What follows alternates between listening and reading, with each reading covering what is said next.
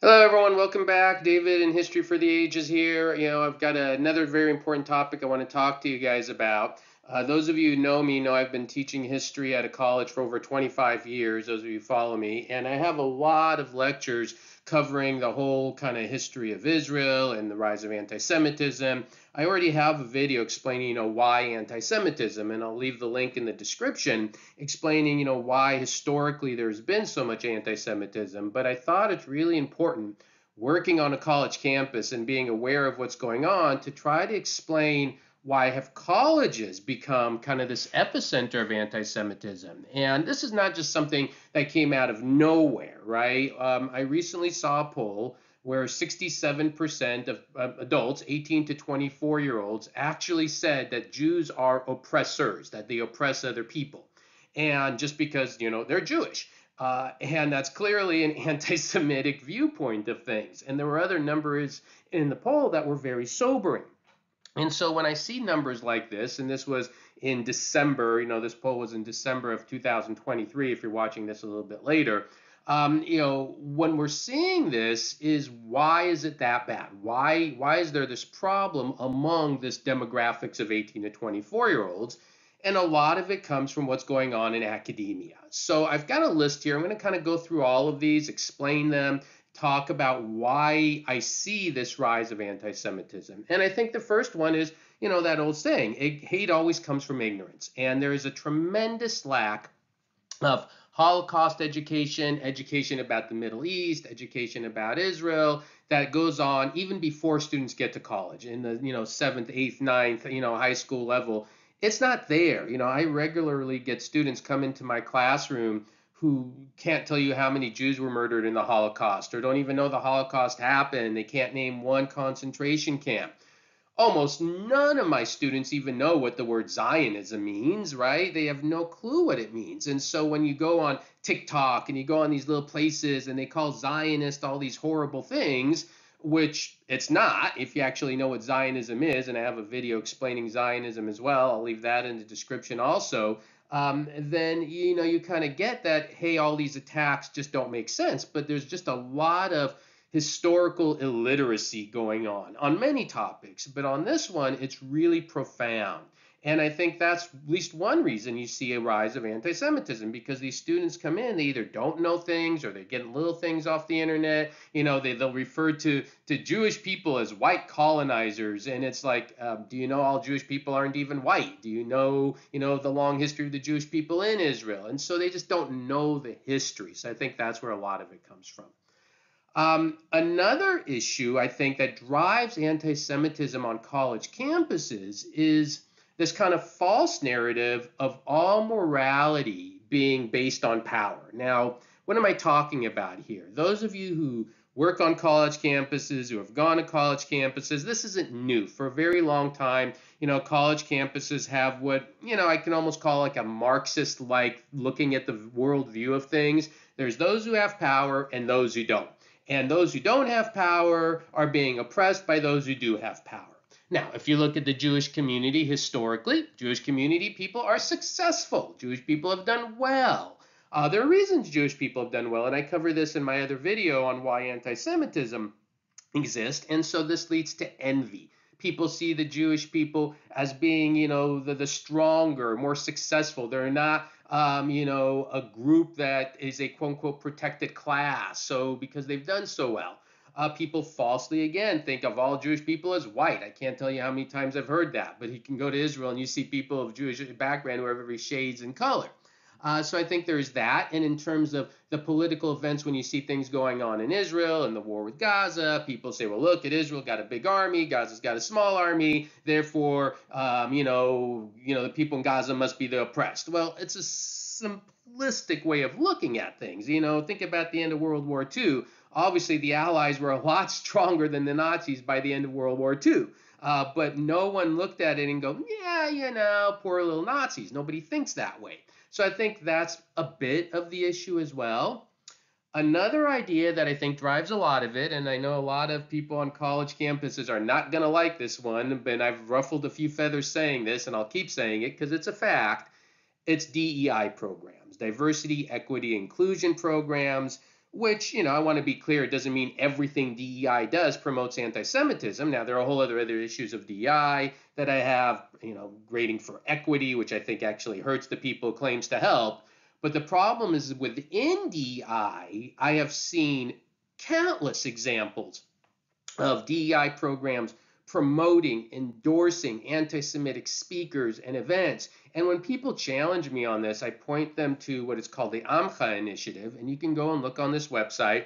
It's a very good database where they do really good citations of anti-Semitic incidents on college campuses. And there are thousands and thousands of them. And this is before October 7th. They're so backlogged they can't even keep up with the current ones coming in.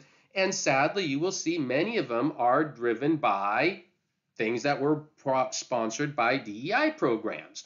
And so this is something that colleges don't really want to deal with. One of the reasons I'm making this video is academia is responsible for a lot of this anti-Semitism, and academia has to clean it up. But you can't clean it up if you don't acknowledge what the causes are.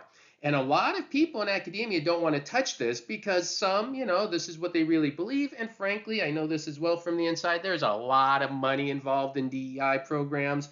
The amount of release time and extra positions here and there. So I think that that's part of it as well. But I think it's a legitimate issue. And if we're going to clean up anti-Semitism on college campuses, we have to explore that.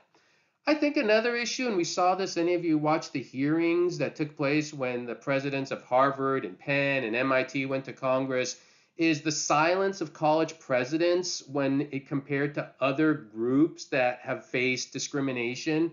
Most college presidents, they will issue statements, in support of DACA, LGBTQ communities. They use their pronouns when they communicate with people. But when there's literally calls for genocide of Jewish students on college campuses, they had to hem and haw. I remember one question that they were asked, and all these college presidents just looked so foolish, is they asked them, is calling for genocide of Jewish people, does that, is that anti-Semitic? Does that violate the code of conduct on your college? And they go, well, it depends on context. And they look like fools, and so foolish that the one president of Penn had to resign, and there's a lot of pressure still as I'm recording this on the other ones to resign because frankly they gave really poor answers.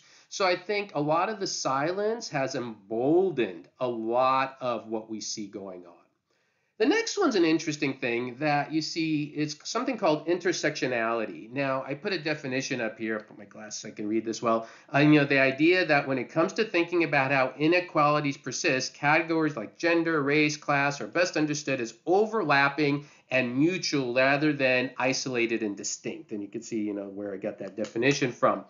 And what you oftentimes see is they go, well, the people in Gaza, again, they're the ones who we see, the people who are part of this intersectionality thinking, are oppressed, and therefore they argue, well, there are people in the LGBT community who are oppressed, so therefore we must be allies.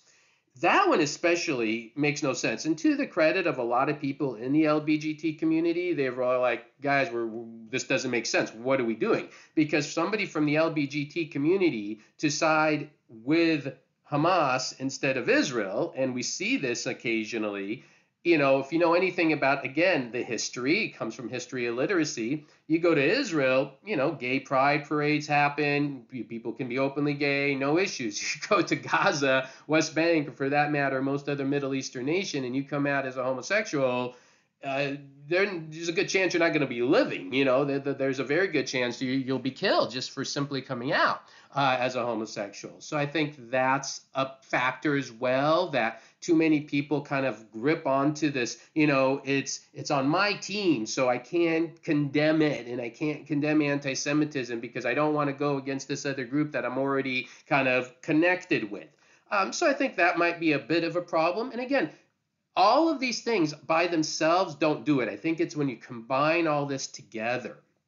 One of the things we see with this whole intersectionality and kind of the whole idea of the Jewish people not being a quote unquote protected class. And I think that, again, as I said before, plays a role because Jewish students have done well and do succeed and so forth. They're not seen as people are quote unquote being oppressed, despite the fact that when you look at all statistics, anti-Semitism, Jewish people face more hate crimes than pretty much any other group. And that's pretty consistent. And so they just still don't see it that way, even though the numbers are there. And this is this cognitive dissonance that oftentimes exists as well. And so there's that. And then, I've heard people say this as well, and I don't know how much there is to this, but I put it up here. The funding by Arab nations. And now, if people research this, you will see, yes, there's a lot of funding by Arab nations into big universities. And so they go, follow the money. And I always believe there's something to that, following the money. But it doesn't mean, to me, that's not the biggest one, because I know this is a problem even on colleges that don't get a penny from Arab nations, right? And so maybe it plays a little bit of a role, but I don't think it's the biggest one. So these, I would say, if my experience, 25 plus years as a history professor, knowing what's going on in colleges, the thing that drives anti-Semitism. And again, colleges are also younger people. There's an old saying, when you look at these same polls that show these ideas, when you look at people who are older, they completely disagree with these numbers, right? They go, no, Jewish people are being oppressed and so forth. And, there's an old saying, no one ever thinks they're wiser when they're younger. And so I think part of this does come from not so much anti-Semitism, but ignorance, people just not knowing, again, the history, what I started with. But these are some of the ideas, and I'm hoping that people who go to college or work on colleges think about this and address them, because if they don't address it, the problems are going to get worse and worse. Anyways, those are some thoughts. I hope, I appreciate you listening to all that. Hopefully it was enlightening. If you have any comments or thoughts about other ideas of why you see this rise of anti-Semitism, I'd be interested to hear. Obviously, if I see any anti-Semitic trolls out there, people say, oh, it's all the Jewish people's fault. They do it to themselves. You'll be gone in a second. In terms of allowing you to leave comments like that. But if you have any serious comments or interesting ones, please let me know. I'd be curious to hear what's going on. And I'll leave links in the description as well with more information. All right, everyone. Thank you for listening. Have a good day.